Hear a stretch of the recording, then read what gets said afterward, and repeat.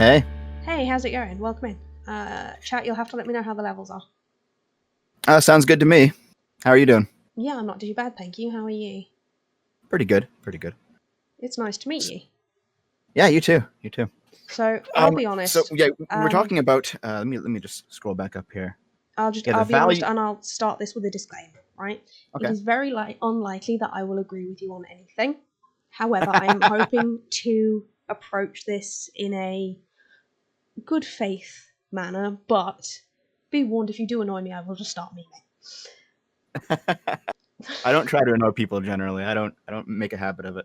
Is that fair? Apparently, I'm too loud. Oh, it's alright. I've just turned you down a bit, so it should be okay now. Okay. No, I understand. I understand. I'm going to say what I think is true, but I'm not going to try to like shit on you or get under your skin or something. You know. Yeah, sure. And ditto, Okay, so of course. We are talking about the value of wages. Okay, this is something I actually talked about shoe on head with about a month ago, in private. Oops, I just hit my mic. Hold You're on. okay. There is actually something else I would like to mention just before you Okay. do that. So one of the things you mentioned was like if you picked up a rock in the forest, it would then like your labor would have been expended to pick it up, which would then make it kind of your rock, right? Yes. But there's something you're not taking into account there, which is the difference between private property and personal property. Mm-hmm. So like homes are classed as private property, whereas you having a rock is classed as like personal property. I'm I just understand finding I understand that definitions. it's the socialist definition of private and personal property, but that is not the common definition.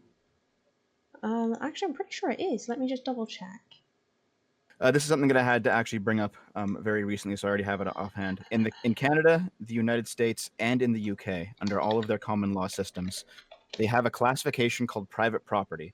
That classification breaks down into two subclassifications called personal property, and personal property is basically property that can be moved. So we're talking clothing, we're talking furniture, animals, your car, stuff that can be easily moved around. And then the second classification is real property.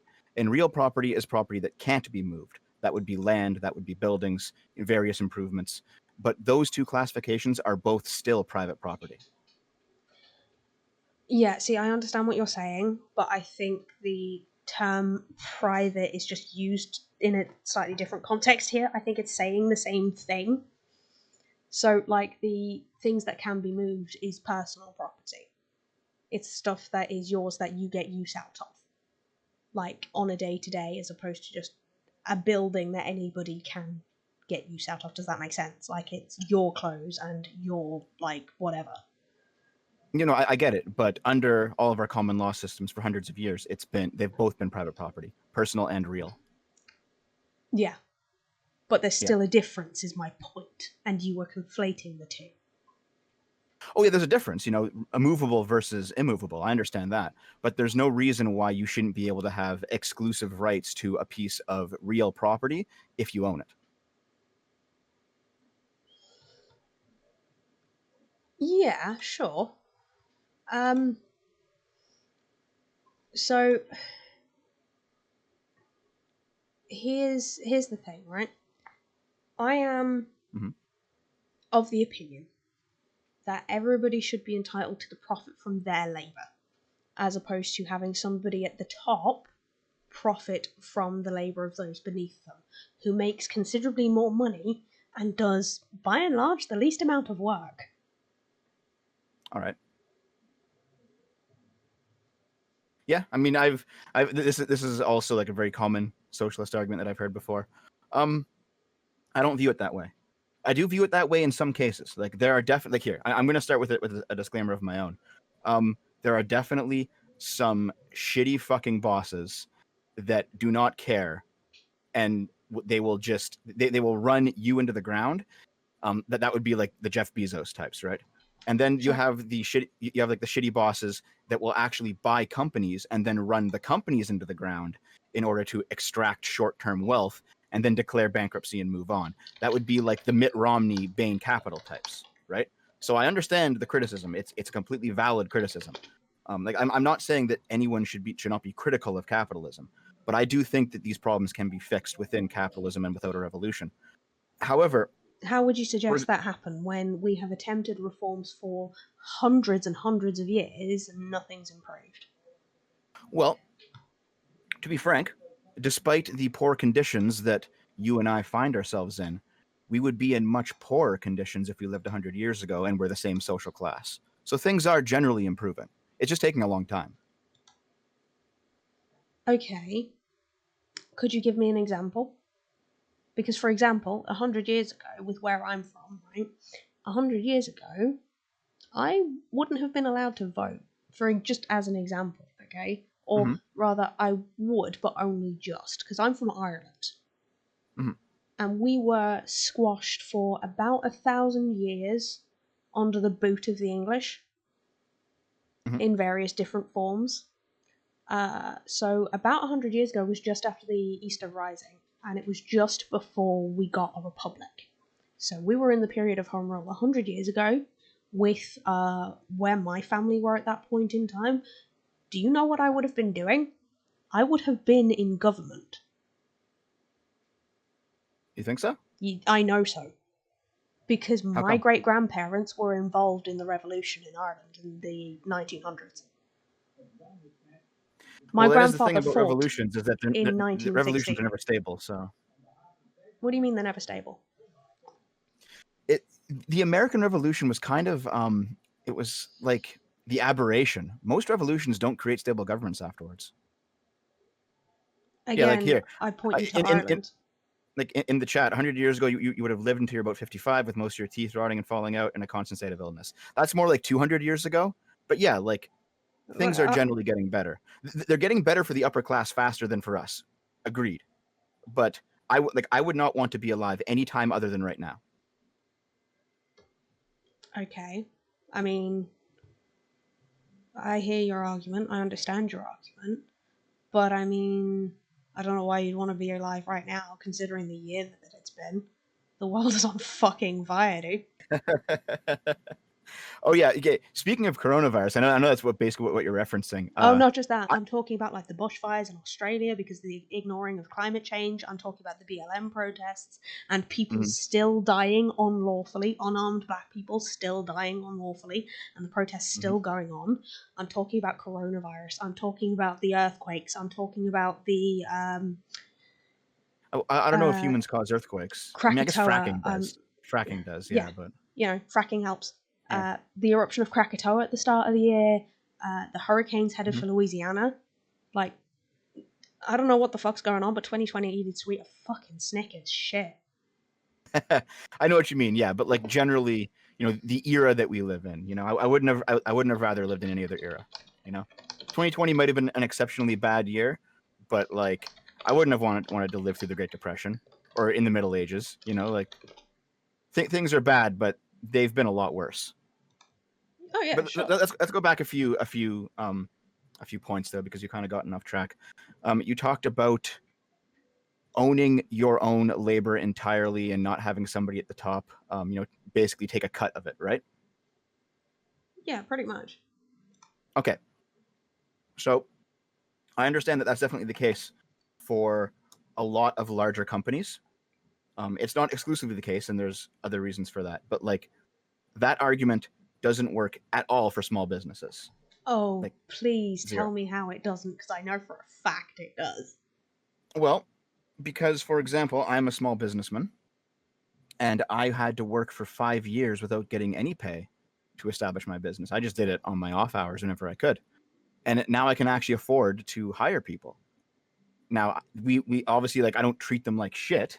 We're friends, but this idea that they should partially own my company doesn't make any sense to me because they didn't work 5 years for free. No, but what would have happened is that initially you would have clubbed together to decide you wanted to open it up. You'd have had people to open it with to chip in those hours, as opposed to you just having to do it by yourself. That's That's not the what happened. point. No, but that's what would have happened under a socialist system, is the point. Well, okay, but just because that's what would have happened under a socialist system doesn't mean that's what did happen. And now that I am where I am because of what did happen, I don't think it's fair for me to give people who weren't there co-ownership. Yeah, that's a bullshit argument, and I will tell you for why. Okay. So, what you're basically doing there is saying, well, I suffered, so every other fucker should have to do. No, that's a shit argument. That's like somebody who nearly died of coronavirus saying, well, why should I bother getting like a vaccine after the fact or wearing a mask because I might still be contagious? Yeah, no, fuck that. Oh, no, I don't want people to suffer, but at the same time, I also work much harder than the people who work for me do. Significantly harder. I do much more than they do. It's not equal the amount of effort that they're putting in compared to what I'm putting in. Okay. So How, they don't if you deserve don't to mind me own to asking, co-own. Yeah. I've got two questions. One, Okay. what is your small business focused on? And two, um, like how many employees do you have, and do you pay them like minimum wage or above minimum wage? Like how many hours do they work? Like, because that's I can get a Oh, better idea then. yeah, yeah. It's literally my YouTube channel. It's now successful enough for me to live off of, and I have like a co-host and an editor, and that's basically it. Um, and I just, I'll give them jobs, and I give them basically a cut of the profit, but I retain sole ownership. Okay. Now, see, I'm a Twitch streamer, Mm-hmm. bit of a small business person myself. Mm-hmm. I have an artist who has a set rate for the things that he does for me, and Mm-hmm. he gets a say in how I use them because that's all he wants. Now, if he wanted more than that, he'd probably get it. But all he wants is a say in how I use them and like a set price for each piece of art, which I am more than happy to pay, even though I don't make like a huge amount of money from Twitch. Like I was paying him out of my own pocket, like from my disability, before I started getting any money from Twitch. Yeah. Because I recognise that people who put in work deserve to be paid. Of So, course. like, if you had somebody working with you at the start, would you have paid them out of your own pocket? Depends on the situation. If they were actually, here, let me put it this way: if they just wanted to get paid and then retain no ownership, then yes, I would have. If they were actually like as passionate as me about the project, wanted to work on it the way that I do, wanted to co-own it, I would be happy to co-own it with them. But we would be co-owners, and people who came later would not be co-owners. But I would be happy to co-own my channel with somebody who is on board with it and is just as much with it as I am. But the thing is, when I started, no one was like that, Sure. Okay, so here's my question. Do you have, like, camera people and, like, do you have people without whom you would not be able to do your job, to run your YouTube channel? I mean, probably not. I could probably do all the work myself, but it would kill me. But at the same time, like, I also view it as helping them, right? Because they're not doing so well, for various reasons that we don't really have to talk about. That's But fine. Yeah, it's none of my and then business. and I can, if I can give them some work, which makes them a bit more money, why not? If I'm seeing success, why shouldn't I lift somebody up around me? Okay, yeah, that makes sense. And again, I would do the exact same thing. It does not. See, I don't think a YouTube channel in the current system we're under is the same as like owning a business, if you know what I mean, like a production form that, of whatever. Because like, if you are creating, for example, computer parts, right? You make so much money from computer parts, like in comparison to how cheap they are, Mhm. that it does not seem fair to me to pay the people who create these parts the shit wage they're paid. Because most of the time it's below minimum wage. Most of the time it's like double and triple shifts. I agree. Like, I'm definitely not somebody who is like pro globalist corporatism. Let's send all the jobs to China where they get paid nothing. Like, that sounds terrible to me. Yeah, like, However, I do think that a YouTube channel is a business. I think if you can make money on it, it's a business. Just plainly. I see what you're saying.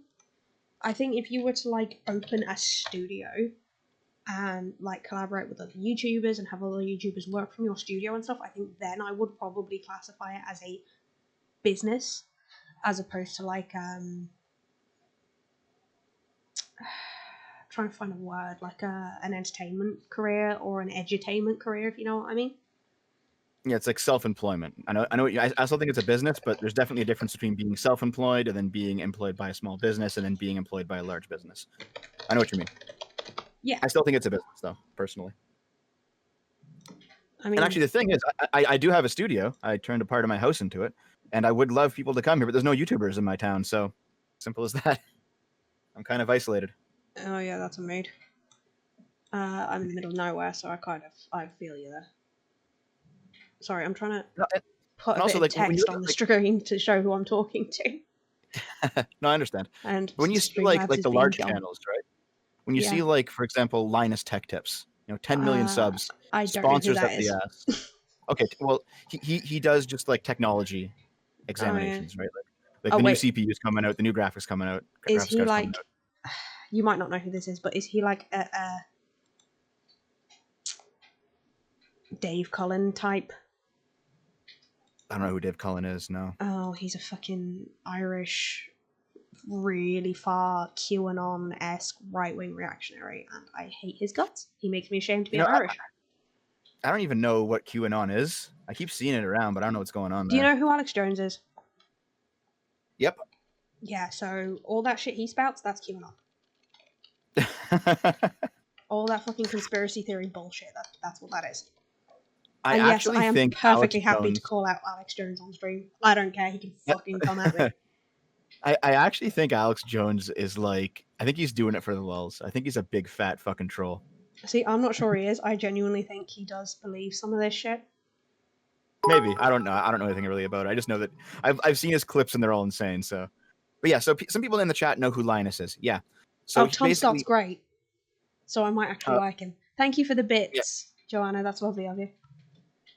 Linus starts his YouTube channel. He makes it to 10 million subs. He bought a studio, like a full warehouse that he turned into a studio. He hired like 20 people, and he has like contracts with various companies and he does sponsor spots but it all really is about the product of putting out a video. It's just that his videos get millions of views every single day. So it is a business, definitely. I think it's just that smaller YouTubers are just smaller versions of that. Yeah, sure. Like I get it. Like I am not a particularly big streamer. I mean, apparently I have some of the best growth that's been seen on Twitch for a lefty politics streamer. I've only been doing this about 4 months and I've got just over 400 followers, so that's pretty good. Yeah, so there's that, but like I'm not anything like a big streamer. To be fair, I'm not big either. People look at my sub count and they think that I'm a big channel. It's like, no, big channels have over 1 million subs nowadays. How many subs have you got, if you don't mind me asking? 88,000. Oh wow, that's pretty good though. To be fair, like you're bigger than I am. I have been considering starting to upload videos on YouTube, but I haven't decided yet. It's not small, but it's not big, I think. Yeah. Okay, I'm just gonna hide that for a minute so I can move that to the right place. Oh shit, don't do that. Sorry, I'm just fiddling with the thing. Streamlabs is a pain in the ass for sorting stuff out. There we go. Now I have a little thing that says who you are because I can't figure out how to get the Discord overlay to work because I am mentally a boomer. Oh, stop. We got as far as Windows XP and I just gave up on trying to keep up with technology entirely. I was like, yeah, no. I used Windows 7 until last year. I didn't want to get 10, but I kind of had to eventually. Yeah, that's a mood. Yeah, I did the same thing, and then I got a new computer this year with help from my wonderful community. And that's good, yeah. A lot of money from like parents and family members for my birthday because I had a birthday a little while ago. So the thing is, like Ali says, if you have a TV tropes article, you're not a small channel. I guess. I don't pay attention to that sort of thing though. People have been harmed by Jones's shit. To say he's just trolling makes him seem even more evil. Good job. Yeah, that's a good point, Carpe. Like, Alex Jones, if he's not serious, is maliciously pushing people towards like ingesting stupid shit and fucking like actively hurting themselves and others. It's like straight up culty shit. It's terrifying.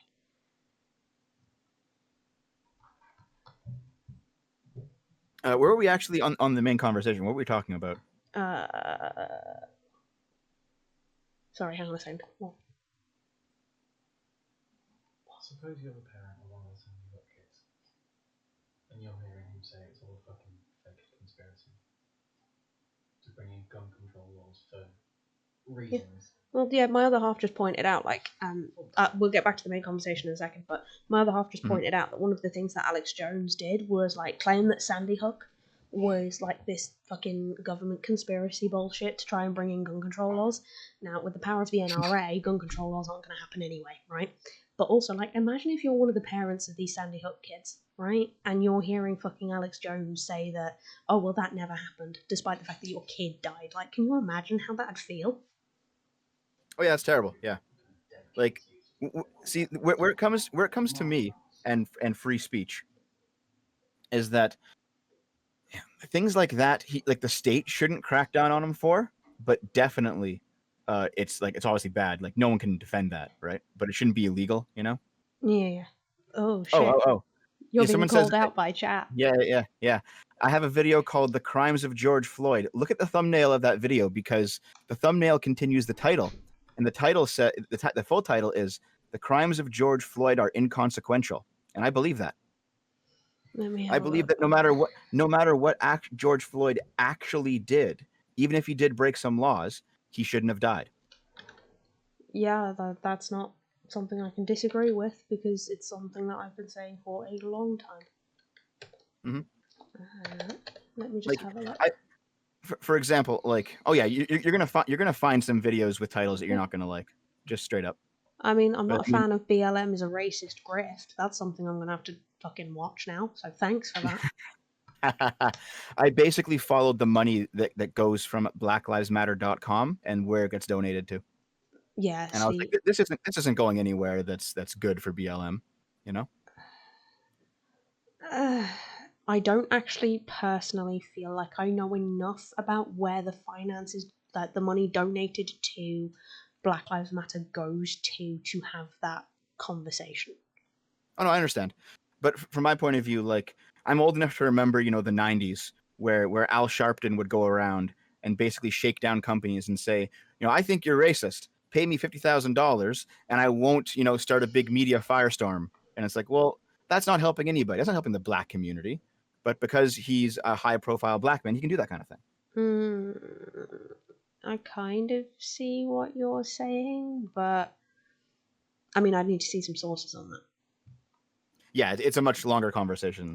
We can't really do that right now. Yeah, I mean, I've got all the time in the world, but yeah, it's not something I'm willing to get into right this minute. I do the dog whistle okay sign in the art. Yes, that was that. There's a point to that because I knew it would make people angry. It's trolling. Yes. Yeah, it doesn't make me angry. I think the fact that the far right have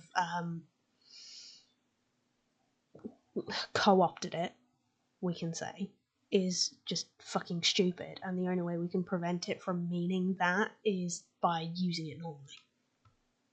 Yeah, I agree. See, like, I also surf a lot of 4chan, and I remember, like, the first thread where they said, let's make the okay hand symbol considered far right, and I'm like, there's no way this is gonna fucking take off. There's no way. And then it did, and I was like, wow, 4chan's literally doing this shit, man. 4chan does a lot of shit, to be fair. I know. Including, like, Ali asks, do you wear a beanie? A beanie? No, I'm not Tim Pool. What's inconsistent to things I've said in the past, Sarah? People can change and evolve, right? And change their minds on shit. That's a thing that people can do. Like, I'm really careful not to do it on the stream because I know that it can be taken out of context. But, like, the only way to actually prevent it being used by fascists is by, using it normally to mean okay. Yes, Spook has some serious racist connotations. wants to know Oh, sorry, no, how go. cute and valid do you find NBs? I don't know what NBs are. Non-binary people, so people who don't identify as the gender that people assume they were assigned at birth, but neither gender, neither end of the gender spectrum, so neither binary gender, which is what I am. I am non-binary. I don't really have much of an opinion because I haven't really met anybody like that. I don't have any kind of context on it. But I would say that just from a basic liberal perspective, people should be able to do whatever they like. So it doesn't hurt anybody, so it doesn't matter, you know? That's not a bad take. I mean, yeah, you should probably know what an MB is in 2020, Carpe, right? But, you know, if that's not something you're exposed There's to. a lot of things I don't know. There's a lot of things I don't know. But anyway, yeah. So we were talking before about the like I got into the whole it doesn't work with small businesses, and I kind of gave a reason why. And basically my reason was that because I started the business on my own, I don't think it's fair for people that I hire on later to co-own it with me. Yeah, And but see, that's the thing. The point is they wouldn't, after you hire them on later, the point is it would be a group project that you all would work on from the beginning and then would all own. Okay. And see, like, I'm not actually, you know, ideologically opposed to worker co-ops. If people want to start a worker co-op, then they should be free to, you know, people can do whatever they like. But the fact that this specific example is not a worker co-op. Yeah. So sure. how would we get to the place where it is still it is basically ethical to take 2/3 of my company from me and give it to people that I just hired when I've been working for 5 years? It wouldn't be a case of taking things from you and handing it over, okay? It would be a case of so it would basically be a case of mass unionizing for everybody, not just like people you pay, but you as well.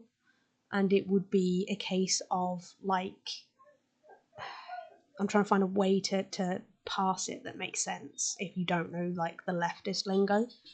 I know some leftist lingo. So it would basically be like I say, if you own something like Walmart, for example, it would be a case of mass unionizing and profit sharing up front. So whatever that profit is would come in, and then it would be split exactly equally. Profit would come in. It would be split exactly equally. Pretty much, yeah, based upon amounts of labor put in and so on. Okay, so it wouldn't be exactly equally. It would be like people who do more work will get more of a cut. Yeah, pretty much. Okay, where does the overhead for the business come from? That would come from people, clubbing together their resources. Okay, but like, would that be taken out of the communal pot before you start handing out everyone's share? I mean, I think it depends on the overhead in question. Like, so if we were to take Walmart as it is now, right, and mass unionize it and turn it into a worker co-op, there wouldn't actually be a huge amount of overhead. Any overhead there is would be paid for by the union, first of all, which is often fundraised. Sometimes it's mutual aid, whatever, right? And then the overhead bill comes like after the fact, before the worker payout. So it would be a case of the pot comes in, the overhead's taken out, and then whatever's left that is actually profit as opposed to just net would be paid out to the workers based on labor amounts. Okay, so yeah, like if a truck broke down or a store collapsed or there was basically some bill that had to be paid, it was no one's fault. It's just the natural decay of things, and so the business had to be shored up. Those expenses would be taken out of the pot first, and then what was left would be divvied up, basically based on how much work a person performed. Yeah, pretty much. So it would be like, say you own like a supermarket in Maine, right? Say, I don't know, you get a bad snowstorm one year and it damages like part of the roof or something because you get hail and snow and blizzards or whatever, right? And that roof then needs replacing. So say you make $1 million that year, just as average figure and round figure. If the roof costs, I don't know, 20 grand to replace, that 20 grand would come out of the pot, like assuming there was no other overhead, right? That 20 grand will put out of the pot, and the rest of it would just be split between the workers based on labour amounts. Mm-hmm. That's it. Like, it would just be split based on labour amounts. Yeah, so this is basically how, say, a worker co-op would function if it had like a lot of people in it, basically. You know, Yeah, like a pretty huge much. worker co-op instead of a small one. Okay. Yeah, and like if people want to consent to enter into that, that's fine. But when you have a company that wasn't founded as a worker co-op, currently is not a worker co-op, that means that you have to seize property in order to turn it into one. No, not necessarily. Sure you do. Yeah. Like if For someone owns a example- company, you have to take at least part of it from them. Yeah, no, because I think you're missing the point there. The point is that everybody unionizes, which means everybody in that company is down for it becoming a co-op in the first place to start off with. And then if the bosses aren't down for I'm it... sorry, I'm sorry, could you repeat that? Can you start over? I just couldn't hear you for a minute. No, you're okay. So basically, if everybody unionizes, it will be a case of all of the workers have a certain amount of power because they're in a union. And if the bosses then decide they don't also want to work alongside their workers to give them better conditions, the workers would either quit or strike. And if your workers strike like en masse like that, or quit en masse, you're fucked. I mean, yeah, short term, you definitely are. But what would stop them from just rehiring other people? I'm not saying this would be like a moral thing to do, but there's always people looking for work, especially right now. Yeah, sure, but exactly the same thing would happen in the end. Like, you think so? Oh yeah, absolutely. Like, people don't want to be working in dead-end jobs with shit conditions. It's just, by and large, they don't have a fucking choice. No, I agree with that. And I mean, I've worked my share of them. I know exactly what it's like. But Ali asks in chat, what would you do if your workers quit suddenly? Like the two people? Yours, yes. I would probably have to work harder. I mean, it's as simple as that, because I can do all the work that they're doing on my own, plus my own work. It's just that in this way, I can help them by giving them a bit of extra money. I can take a bit of the load off my back, and we're all still working. It's not like I'm doing nothing, you know? Okay, so follow-up question. If everyone were to quit from like a supermarket, as previously mentioned, how would you hire more people? With what PR team? Well, that kind of thing does actually happen, and sometimes the business goes under, sometimes they manage to hire more people.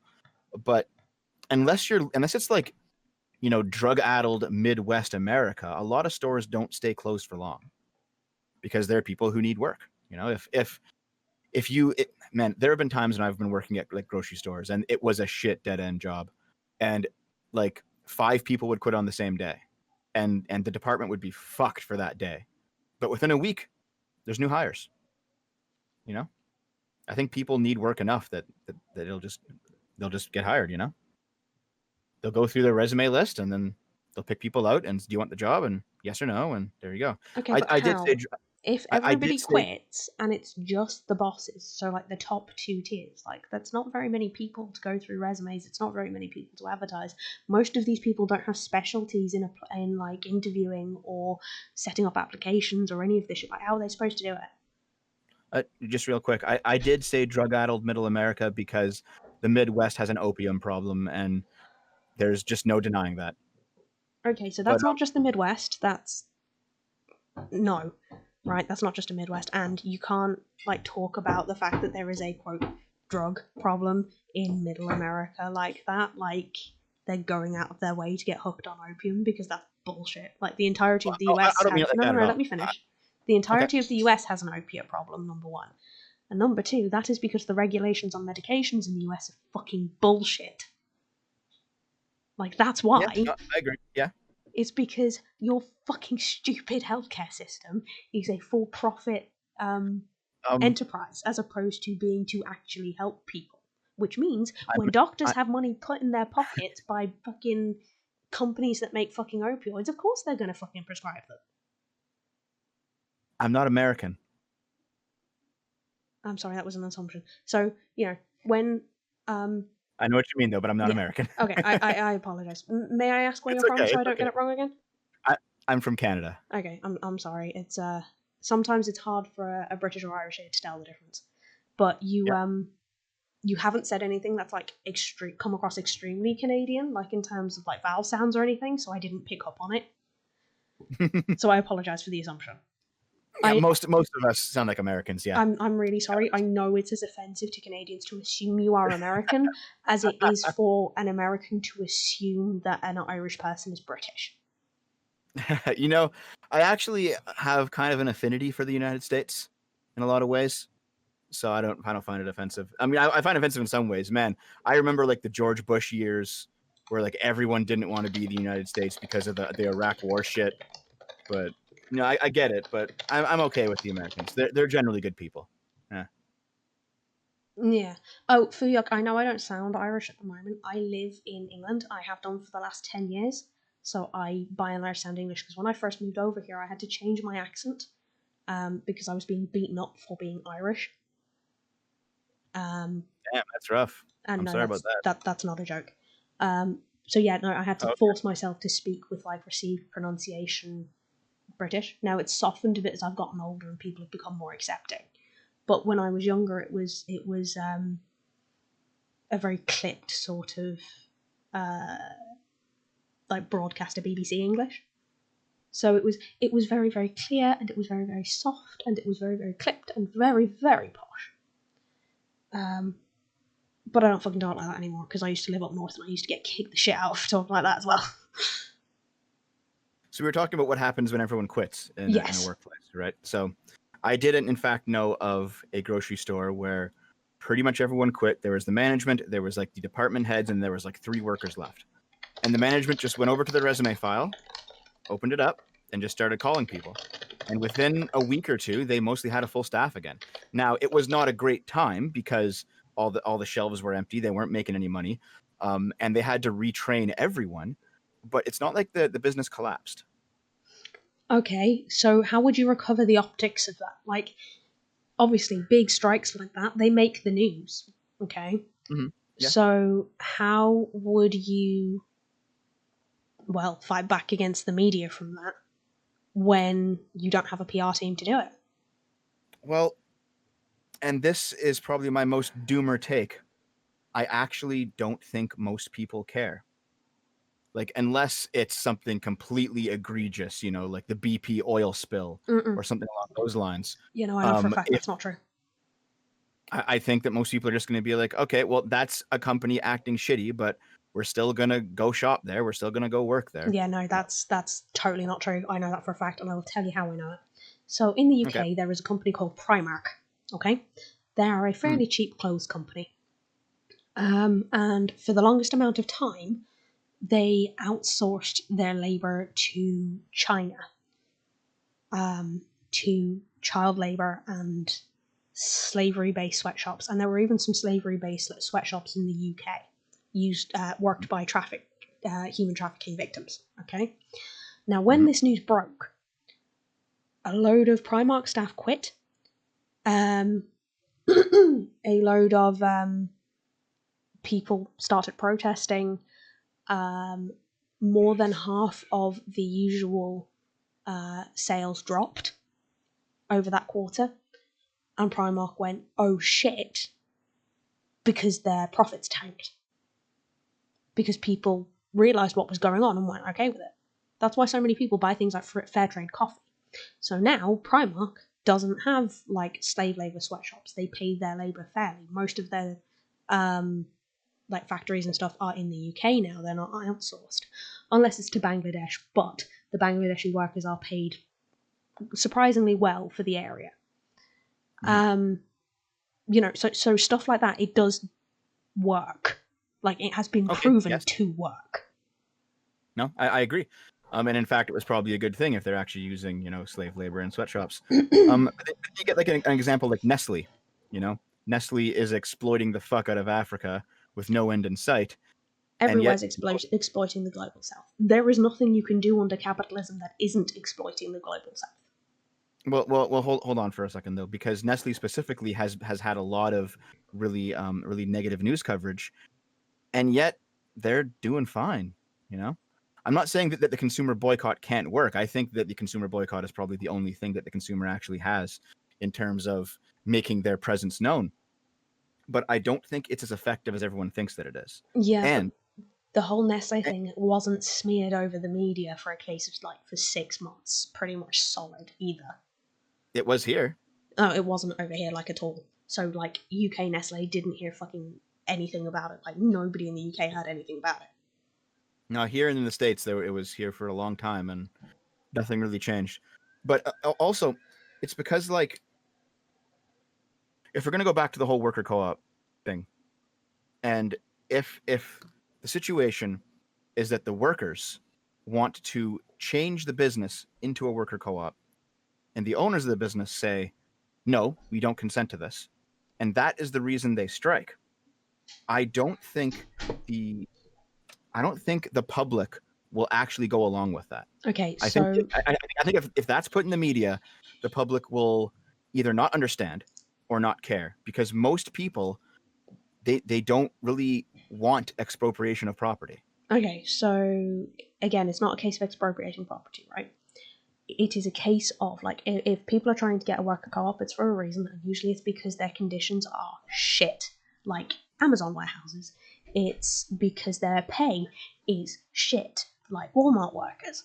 It's all these little things that pile up and pile up and pile up that lead to the severe exploitation of, by and large, not college educated working class people because they couldn't afford college.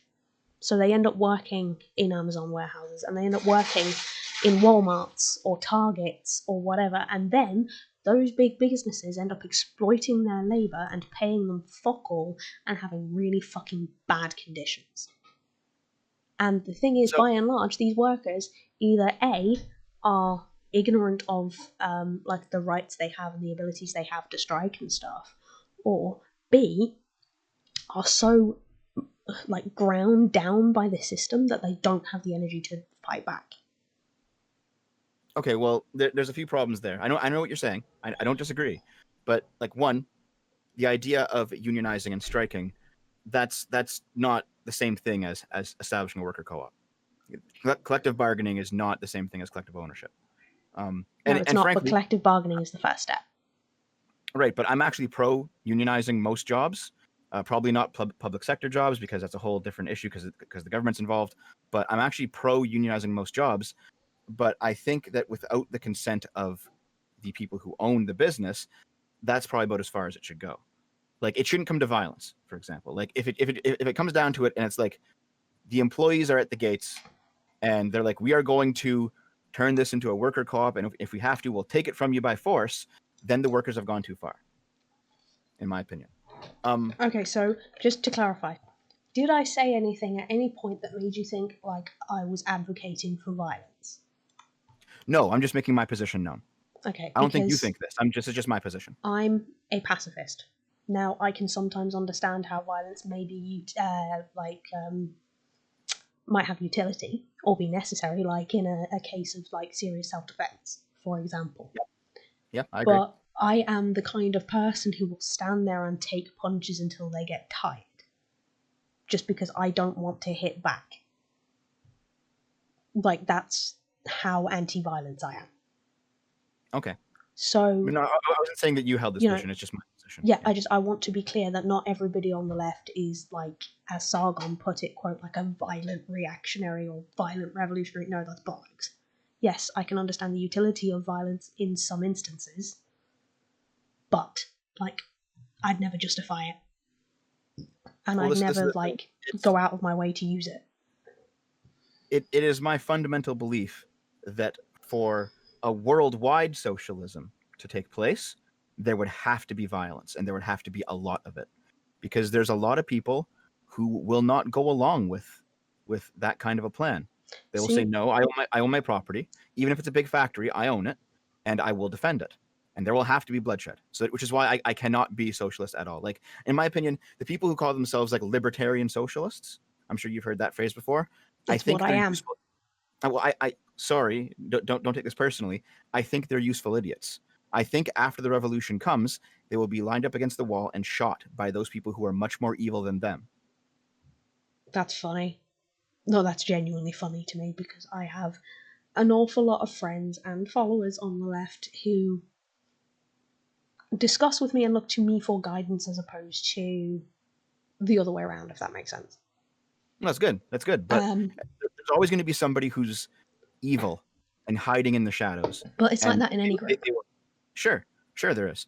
But when you have something like a universal standard where everyone has the right to any property that they have, regardless of whether or not it's personal or private, regardless of these relatively arbitrary distinctions, everyone just has the same set of rights, and then you let things fall where they may, rather than saying, okay, you're part of the bourgeoisie, therefore we'll take stuff from you. Basically, like as soon as you take away the universal standard of rights, then everything falls apart.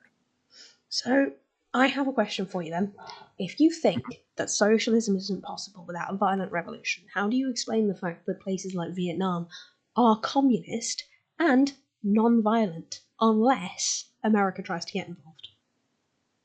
Well, firstly, with Vietnam, if anybody tries to get involved, they have expelled they've expelled people from Thailand, they've expelled the Chinese, they've expelled the Americans, the French. Vietnam just seems to be that one country where they will fuck up anyone who tries to fight them. But it's not a case of them just fucking up anyone who tries to fight them. Like, what it is that they are a fairly small country that, like, capitalist, imperialist nations think they can bully. Yeah. But, and at the end of the day, what they are doing is defending themselves and saying, no, fuck you, like the system we have. We don't want you to exploit our resources or our people. Get fucked. And quite right too.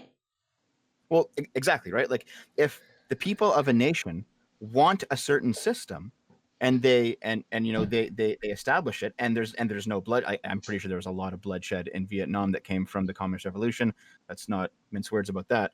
But if they want it, and they're not like breaking anybody's rights to get it, well, then that is their prerogative. Okay, but my point is, how can you defend a system that pretty much exclusively relies on the exploitation of people, the various forms of violence against people, the squashing of smaller nations to exploit people and resources?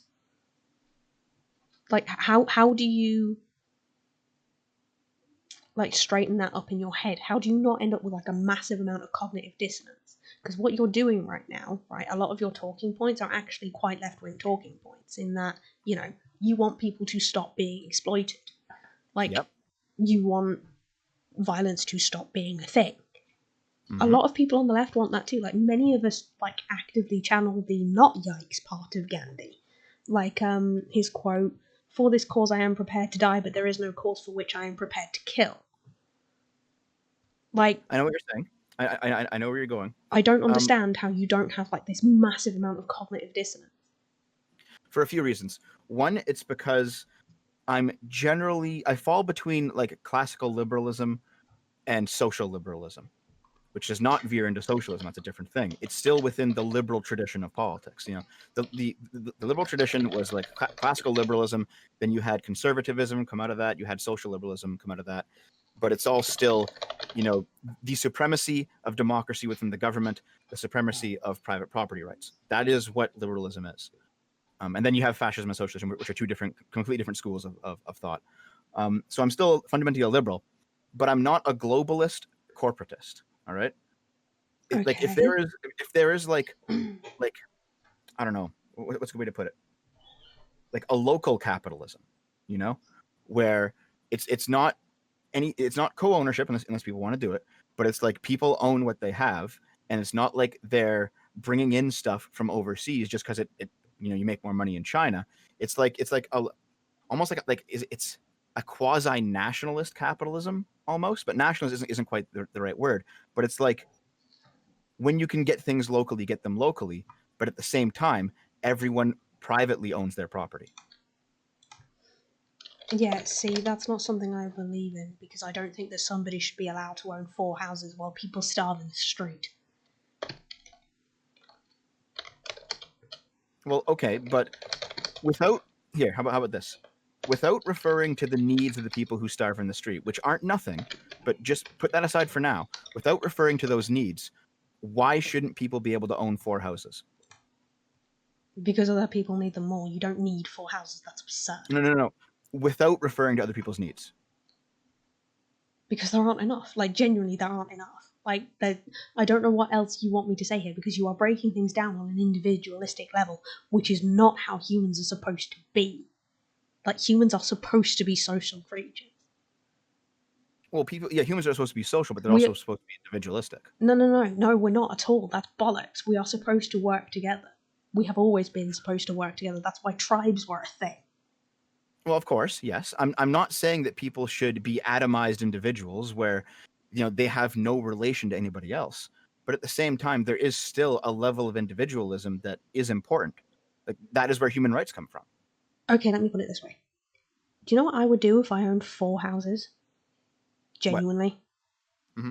I would live in one and rent or give out depending on their like income bracket, and by rent I mean the bills, and get them to help out with like any repairs that needed doing a bit. The other houses to people who needed them. Yeah.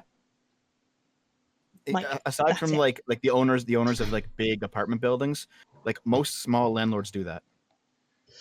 Yeah, see, at least they do that's here. That's not what happens here. Small quote landlords here usually own 4 or 5 houses.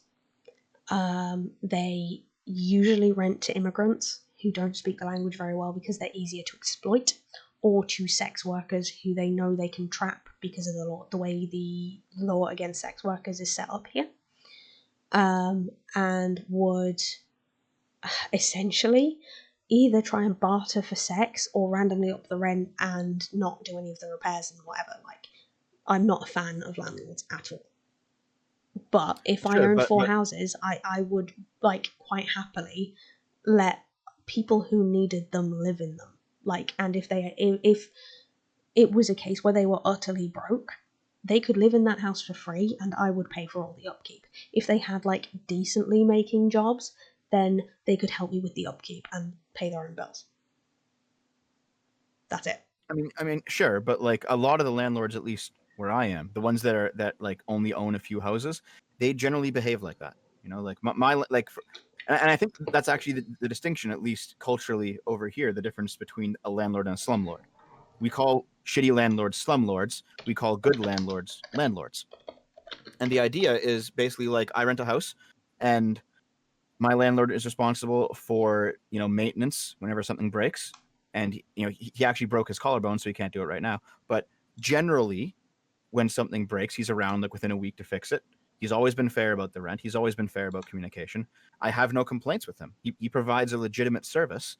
And since I can't afford a house, without that service, I might be living somewhere shittier, the arrangement that I have with my landlord, I don't view as exploitative at all.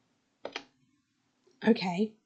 So, are you aware that landlords usually charge you rent considerably higher than by over the year, like considerably higher than the market rent value? Explain if you don't mind.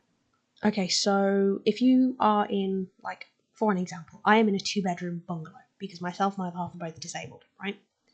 Mm-hmm. We have 2 children. And we pay just over £350 a month for our house.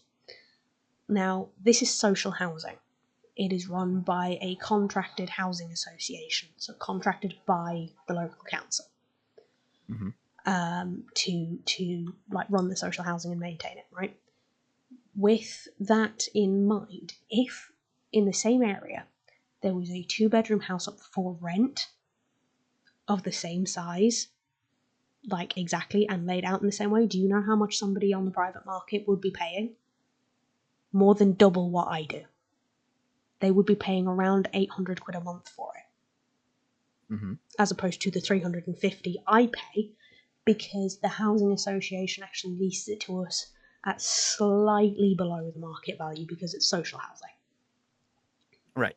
Whereas if it was private rent, A, they wouldn't be able to decorate it however they want like I can, and B, they would be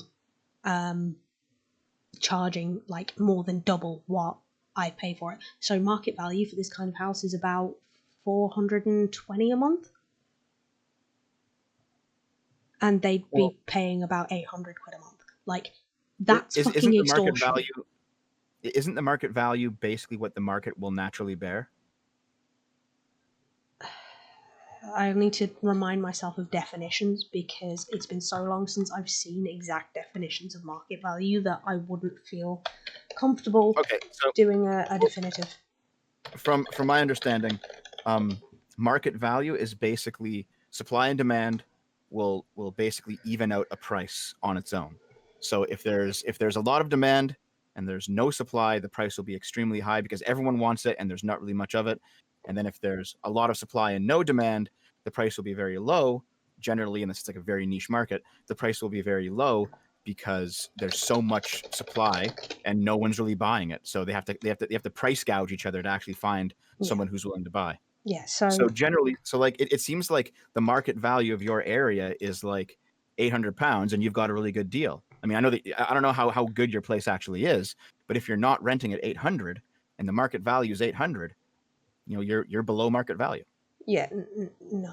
Okay, so basically what's happening is that, and it's happening in the US too, they're essentially falsifying scarcity, which ups the market value so that landlords can get away with charging even more. How do you know this? What do you mean, how do I know this? It's like basic information. Well, for example, I can tell you a Canadian example here. In Vancouver, there's a massive housing crisis, right? And rents are skyrocketing. We're talking like $3,000 a month in Vancouver. And we know why. It's because there are basically rich Chinese citizens who want to hide money from their government so that it doesn't get taxed. So what they'll do is, because of Vancouver's very specific laws regarding real estate, they'll buy houses and just leave them empty. So there's a bunch of empty houses in Vancouver. Yeah, that's exactly what happens here. It's not a case of there not being enough houses. It's just a case of people not using the ones they've bought a lot of the time. Right. Yeah. Which is why I am so against like the owning of private property. As far as I'm concerned, everybody should be entitled to a home. Yeah, see, there it is. The Vancouver Empty Houses Report. Yeah. Let's see if this is what I'm talking about. Yeah. There are currently more than 25,000 empty houses in Vancouver. Yes, that is the problem that I'm discussing. And the problem is because Canada, in my opinion, stupidly allowed people who aren't Canadian to buy property here. And so now we have people who want to hide their money from the Chinese Communist Party. They're bringing their money over here. They're buying houses, and they're just letting the money sit as a house. And that's driving rent up in Vancouver. I'm going to pop a link in the chat about the artificial upping of the market value for homes here. A lot of it is simply because so many people own multiple homes and they refuse to build more homes despite the fact that they know there are so many homeless people. But by and large, like, it's not, quote, Chinese or, like, Eastern European or whatever. Like, it's fucking rich English people. People like Jacob Rees-Mogg. Like Boris Johnson, who own several houses they don't fucking need. Regarding the chat room, I'm not being xenophobic. I do think that China's probably like one of the most authoritarian countries in the world. We shouldn't be chumming up with China for any reason, regardless of the race of the people involved. Like, it's pretty bad government there. Dude, your prime minister just got called out for fucking embezzling in the middle of Parliament. Don't throw stones in glass houses. Oh no, dude, I understand. Trudeau's shit. You're not going to get me simping for Trudeau. No way. I get it. But like American and Canadian rich people do exactly the same thing. It is not just Chinese people. No, I know. I find it slightly more acceptable when it's, say, a citizen of the nation that they're doing it in, and not just pumping money from overseas for the globalist corporatist reason that I talked about earlier. But in general, I get the point. Like, I agree with it. When people buy houses and then don't use them, they don't rent them out, they don't do anything with them, that drives market value up. I get it.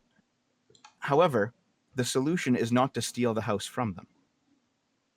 That can't be the solution, because they still paid money for that house, money that they rightfully earned.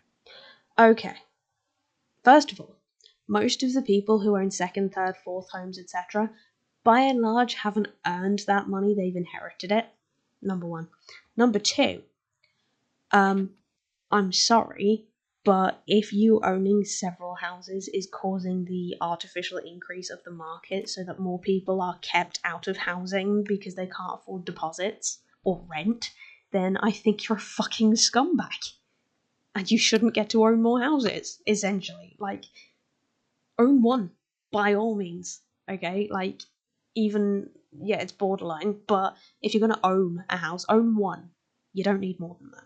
If you want a holiday home, you can, you can fucking build one.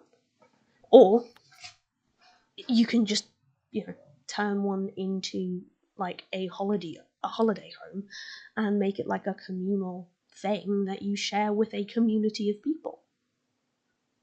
To respond to your first point, I don't know how it is in Europe, because I know that Europe has a lot of old families, but in Canada and the United States, the idea of rich families passing on intergenerational wealth is largely a myth. Yeah, no, I'm it's going to not. post. No, hold on, I'll post it in the chat. 70% of rich families lose their wealth by the end of the second generation. 90% of rich families lose their wealth by the end of the third generation, generally because the kids and grandkids do not appreciate the wealth and they end up blowing it all on nonsense. Most people who are in the 1%, at least in North America, have generally made their own fortunes. Like the Donald Trumps, where it's been like like a long lineage of these capitalists, that's quite rare.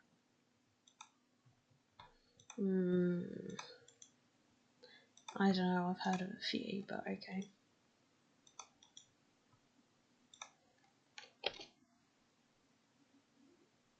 Sorry, I'm just checking something on that link. No, I understand. But more importantly, though, like I understand your argument, and there's a pretty powerful moral weight behind it. This idea that, even if you can afford more, someone else needs it, therefore they should be able to have it. But it's like, at the same time, because money is labor, that money is literally just portable labor. You perform labor in the world, you get money. Money is the representation of that labor. That's false. That's entirely false. No. I will tell you why it's false. It is false because 9 times out of 10, in fact, every single time out of 10, a CEO who does very little, really, in the grand scheme of things, makes absurd amounts of money when the people on, like, the bottom rung who are doing the most work, so the warehouse workers, the store packers, whatever, make fuck all. Money is absolutely not labor. If it was, then people who stock shelves would be making considerably more than fucking managers and CEOs do, and fucking admin does. But they don't. Money is a unit of account. That's it. I knew we would get to this topic eventually. I have a very long response planned, if you don't mind. But please, I do disagree. Go ahead. I do disagree with you. And for a few reasons. And you might not like one of the answers, but I'm not trying to be rude, okay? I'm trying to be as fair as I can. I use this example a lot. People complain that teachers don't make enough money. Fair enough. Maybe they need to be paid more. However, the amount of money that you make is not just about how hard you work. And it's not just about how smart you work. Those are variables in the equation, but they're not the main variable. The main variable is how many people your work impacts, right? So, for example, when you have like 2 people who they're trading something, right? I always use the baker and the butcher example. So you have 2 small business owners. One's a baker, one's a butcher. They just own their own little shops. And let's say that a loaf of bread costs the same amount as a pound of meat. Okay, the same thing. They're worth the same on the market. However, the baker, because he has a surplus of bread, values the meat more than he values his own bread, and the same is true in the reverse for the butcher. So when they trade straight across 1 loaf of bread for 1 pound of meat, even though they're trading things of equivalent value in the market, they're actually getting something that is subjectively more valuable to them personally. So both of their like, it's like both of their subjective value increases, and they both go up a little bit because of the trade that they consented to engage in. And so, but it's not just that though, because when the butcher sells his meat to various people, he's impacting their lives in a positive way. So those people would not have had that source of meat had he not been there to run his business. And it's what really determines how much you make is it's how many people you impact when you work.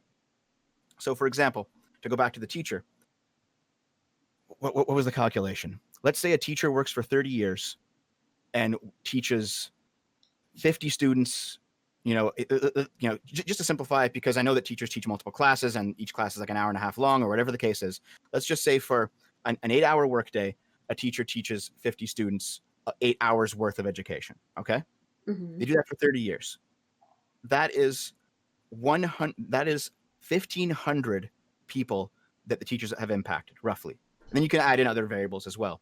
But then you get to like an actor or a sports star or a singer or something, somebody who's wildly successful. Their labor is not nearly as important as a teacher's, obviously, but they impact millions and millions and millions of people. And that is what drives up basically how much money you make, is how many lives you impact with your efforts. That's why, for example, in the same company, you have a stock worker in a grocery store, and they'll be stocking shelves or doing whatever it is they're doing. And then if they help a customer, you've impacted them. Anyone who has bought the specific boxes that they put up on a shelf, you've impacted them with your labor. However, the manager of the store, in helping all the departments, impacts many more people than simply a stock worker. A district manager who will have some kind of labor in 5 or 6 stores in the area, his labor will impact more people. And eventually you get to the top, and I disagree with you fundamentally. There are definitely things CEOs do. Definitely things CEOs do in their businesses. But like the person at the top of a business, even though he's not stocking a shelf, the things that he does affects the entire company, and therefore affects every single person that interacts with the company. And that's where the extra capital comes from. Okay, so this is that's my point. Another garbage argument, and I will tell you for why. So, Okay. Number one, that example you used of like the baker and the butcher cannot be mapped onto a larger firm, especially not when currency ends up involved. 2, American I'm sorry, money. Sorry, I couldn't hear you. Can you repeat that, please? The example of butcher and baker that you use cannot be mapped onto a larger company, especially when currency is involved. It's not mirrorable. It's not a mirrorable example. Second of all, so when you talk about So let me just write that down, because I want to ask you about that, but I want you to finish your point first. Let me just write it down if you don't mind. Sure. So when you talk about money being labor, you kind of forget that literally written on American money is this bill is for all debts, public and private, not this bill is labor. And number 3, so the reason actors and football stars and so on are paid so much isn't because of the amount of people they affect. That's not true at all. If it was, then like university professors would be paid considerably more than they are, just because of the amount of papers they write, never mind anything else. What it is marketing, which is somebody else's labour that ends up leading to those actors being paid a lot of money. That and the Actors Guild.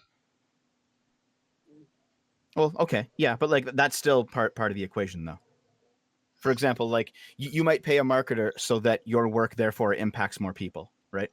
Maybe even if you're a good actor, but you don't have any good marketing, you're still not going to impact as many people than if you had a good marketer. Okay, so in that case, why? Again, jumping back to your the people who affect the most money, that most people make the most money, right? Why is it a cashier in a shop who deals with somewhere between 150 and 200 customers a day, roughly, if they're a big shop, makes more than a middle manager who oversees 10 employees? Sorry, could you repeat that again? How is it, and this is actually a question from Zarel in the chat, because she's smart like that, how is it a cashier can interact with 150 to 200 people a day compared to their manager, who oversees only 10 employees, the same employees every day, but the manager makes considerably more than the cashier does. Right. Okay, I understand you. It's because when I say impact, I don't necessarily mean like direct interpersonal impact. For example, if you were a stock boy in a grocery store and you put a can on the shelf and then walked away, and then 10 minutes later somebody came by and took that can and then bought it, you didn't actually personally impact that, like interact with that person, but your labor still impacted them. I wasn't And talking about stock workers, though. I was talking about cashiers who cashier, actively yes, impact and interact with hundreds of yes, people per day. yes. And it's mainly because the manager, at least every grocery store that I've ever worked at, managers work their asses off. You know, they stock shelves just like with everyone else. You know, and they work longer hours. Man, the last grocery store I worked at, managers would work 10-hour shifts every day for 6 days a week minimum. And that amount of work, the amount of stock that they would put out, plus as well, you know, the paperwork they would have to file, the actual managing, which does also contribute to labor in other places. When you properly manage someone, that is assistance in their labor as well. It ends up just being that you impact more people than a cashier. You know, my girlfriend's a cashier. She puts out a lot of people a day, but it's not the same as being there, you know, 10 hours a day. Yeah, see, that doesn't happen here at all, ever. In fact, most places I'm aware of, that doesn't happen. Also, yeah, you're boring. No, I'm done. Bye. I've had enough now. Yeah, I know it's not an answer. I'm aware. I don't care. I'm done. I'm bored. I'm also getting tired. It's like 11 o'clock here. I've just yeeted him. I don't even care. I would, Zarel, but I mean, if you want to come on and entertain chat for a bit, you can. While I have a break. That's not a problem because we've got so much still left to cover. I'm gonna end up streaming till like 3 o'clock in the morning. Yeah, no, absolutely, a reactionary piece of shit who had no interest in good faith debate. Instead, he was trying to talk rings around questions and conversations. It's just bollocks. Can't be asked with that shit. And also, clearly, some of his stands coming in to try throw shade at me. It's yeah, no, I'm not interested. Fuck you, dude. Seriously, come on. Do better. Work harder. I'm not fucking that stupid. Come on. I wasn't born yesterday.